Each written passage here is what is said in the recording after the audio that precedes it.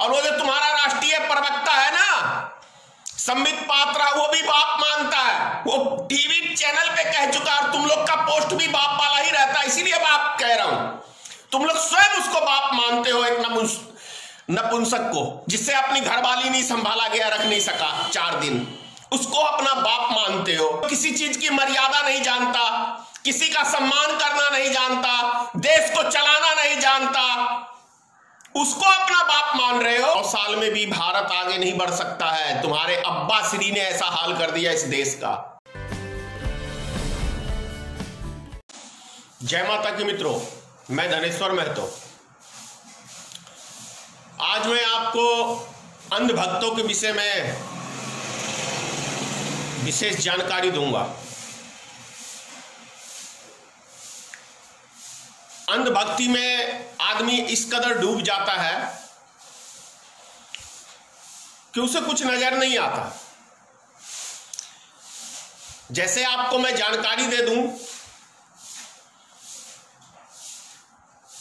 RSS को मुसलमान दामाद बनाना पसंद है, बीजेपी वालों को मुसलमान दामाद बनाना पसंद है, और वो दामाद ही नहीं बनाते हैं बल्कि पार्टी के अंदर राष्ट्रीय प्रवक्ता भी बनाते हैं।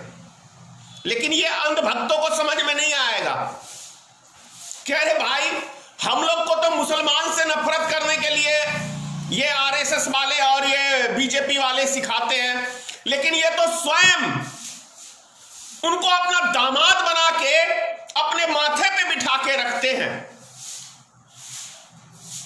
क्या गलत कह रहा हूं? बोलो, बीजेपी में राष्ट्रीय प्रवक्ता है कि नहीं है? आरएसएस का दामाद। बड़ी मिर्ची लगी होगी भाई, सत्य है ना। सत्य बड़ा कटुल होता है, बहुत लगता है सत्य।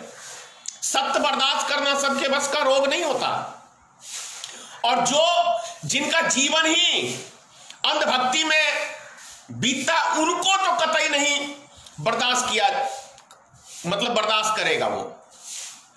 ऐसी मिर्ची लगती है, ऐसी मिर्ची लगती है सत्य सुनने के लिए कि पूछो मत। ऐसा लगता है कि क्या कहूं, अच्छा नहीं लगेगा लफ्ज। आरएसएस दामाद बनाते हैं मुसलमानों को, बीजेपी के बड़े बड़े दिग्गज नेता दामाद बनाते हैं मुसलमानों को। लेकिन देश की हिंदू समाज के अंदर नफरत पैदा करने का काम ये आरएसएस के लोग और ये भारतीय जनता पार्टी के लोग करते हैं।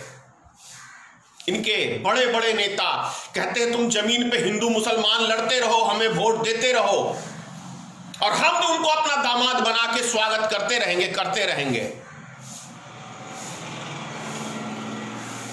जब इतनी ही नफरत थी तो महबूबा मुफ्ती से कश्मीर में, जम्मू कश्मीर में गठबंधन क्यों किया? है अंधभक्तों तुम्हारे पास कोई जवाब? किया था ना गठबंधन। ये वही मैडम है ना जिनका वाजपेयी जी के समय में किडनैप हुआ था, और इनको छोड़ने के लिए पाकिस्तान के आतंकवादी को वाजपेयी अटल यानी भारतीय जनता पार्टी की सरकार दामाद बना के हवाई जहाज में बैठा के छोड़ के आए थे कांधार। भूल गए? किसी को याद नहीं है अंधभक्तों? तुम फैलाओ नफरत और तुम्हारे बाप बनाएंगे दामाद। कैसा है यार ये राजनीति, कैसी है? अभी तुम्हारे पिताजी चाइना को क्या कहे कि हम उसका ऐप बंद कर रहे हैं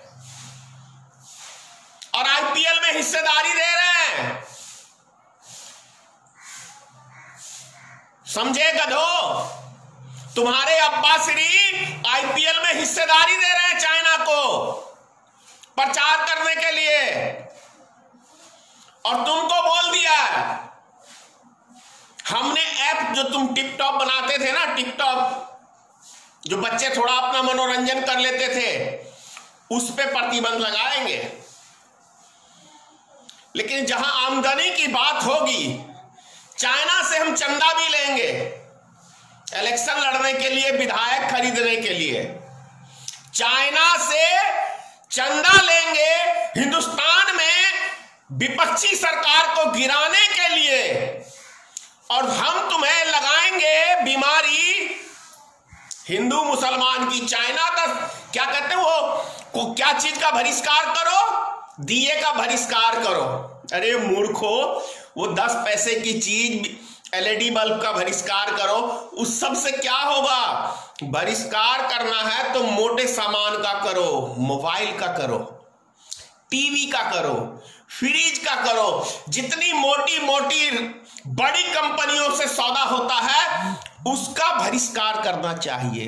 तो तुम गधों को तुम्हारे अब्बा सिखा देते हैं उल्टी सीधी चीजें करो, और तुम्हारे अब्बा सबको दामाद बना के उसका स्वागत करते हैं। देखे ना तुम्हारे पिताजी, जब तुम्हारे पिताजी के साथ जब वो चाइना के राष्ट्रपति आए थे, लक्ष्मण झूला झूल रहे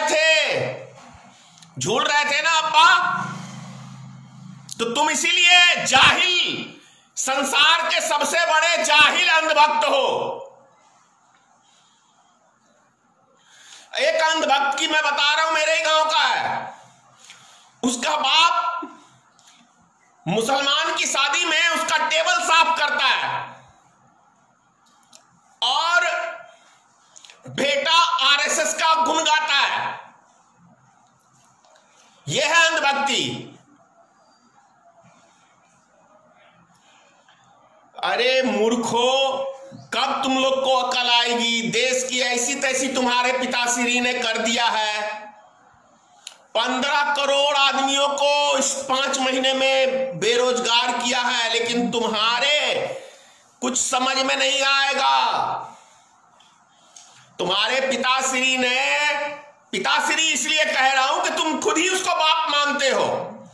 और वो जो तुम्हारा राष्ट्रीय प्रवक्ता है ना संबित पात्रा, वो भी बाप मानता है। वो टीवी चैनल पे कह चुका, और तुम लोग का पोस्ट भी बाप वाला ही रहता है, इसीलिए बाप कह रहा हूं। तुम लोग स्वयं उसको बाप मानते हो, एक नपुंसक को, जिससे अपनी घरवाली नहीं संभाला गया, रख नहीं सका 4 दिन, उसको अपना बाप मानते हो। जो किसी चीज की मर्यादा नहीं जानता, किसी का सम्मान करना नहीं जानता, देश को चलाना नहीं जानता, उसको अपना बाप मान रहे हो। जानते हो 100 साल में भी भारत आगे नहीं बढ़ सकता है। तुम्हारे अब्बा श्री ने ऐसा हाल कर दिया इस देश का। देश की एक एक संपत्ति को बेच दिया तुम्हारे अब्बा श्री ने। अब्बा नहीं कहूंगा, अब्बा जरा मुसलमान का शब्द है, तुम्हारे बाप ने। कैसे कैसे तुम लोग मूर्खों की एक जमात नहीं कहूंगा, जमात भी मुस्लिम शब्द है, फौज, मूर्खों की भारतीय जनता पार्टी में एक फौज सी खड़ी करके रखी हुई है, जिन मूर्खों के पास ना आगे सोचने की शक्ति ना पीछे सोचने की शक्ति। हमारे अब्बा पाकिस्तान से बचाएंगे, पाकिस्तान से बचाएंगे, मुसलमान से बचाएंगे, मुसलमान से बचाएंगे। तुम्हारी मां को लेके भाग गए क्या मुसलमान? या तुम्हारी बहनों को लेके भागा मुसलमान? क्या अपनी चूतड़ में दम नहीं है? नफरत फैलाओगे देश में, देश का बेड़ा गर्क करोगे। जाहिलों की फौज। बोलो अपने बाप से चाइना से सभी तरह के संबंध बंद करे। बोलो अपने बाप से कि पाकिस्तान से सभी तरह के संबंध बंद करे। नवाज शरीफ के मां के जन्मदिन पे तो कुत्ता भी, किसी को कुत्ते को अगर यदि हम पुचकार के बुलाएंगे तब वो आता है दुम हिलाते हुए। लेकिन तुम्हारा बाप नरेंद्र मोदी, वो तो बिना कुत्ते से भी गया गुजरा और वो पहुंच गया पाकिस्तान बिना बुलाए। ऐसा भारत के इतिहास में, क्या दुनिया के इतिहास में किसी देश में नहीं हुआ होगा कि कोई प्रधानमंत्री गया होगा उस बिना बुलाए हुए किसी कंट्री के अंदर। बात करते हो हिंदू मुसलमान की, तुम्हारे बाप को जब इलेक्शन में वोट चाहिए था तब 4 बम फुड़वाए थे पाकिस्तान के जंगलों में, और आज दिल्ली जब बॉर्डर के ऊपर हमारे सैनिक मारे जा रहे हैं, हमारे देश के नागरिक मारे जा रहे हैं, तो तुम्हारे अब्बा श्री, तुम्हारे पिता श्री वो चुपचाप बैठ के तमाशा देख रहे हैं। मामूली सा नेपाल जो हमारे टुकड़ों पे पलता है वो हमारे नागरिकों को मारता है और तुम्हारा बाप बैठ के तमाशा देखता है। चाइना हमारे 20 जवान को शहीद करता है और तुम्हारा बाप बोलता है कि हमारी सीमा में कोई नहीं घुसा ना कोई, तो तुम्हारे नाना ने या तुम्हारे दादा ने 20 जवानों को हमारे शहीद किया। मूर्खों की औलादो, पता नहीं किस गंदगी के नाली के गटर के कीड़े तुम लोग हो जो तुम्हें सच्चाई समझ में नहीं आती।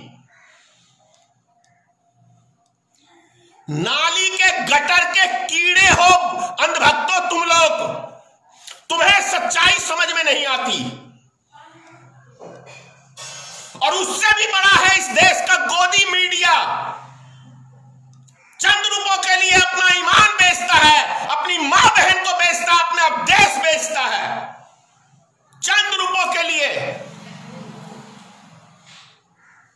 ऐसी मीडिया, ऐसी अंधभक्ति जो देश को बेड़ागर्द कर दे, देश को बर्बाद कर दे, देश की अमन शांति को भंग कर दे, ऐसी राजनीति होनी चाहिए देश के अंदर घटिया।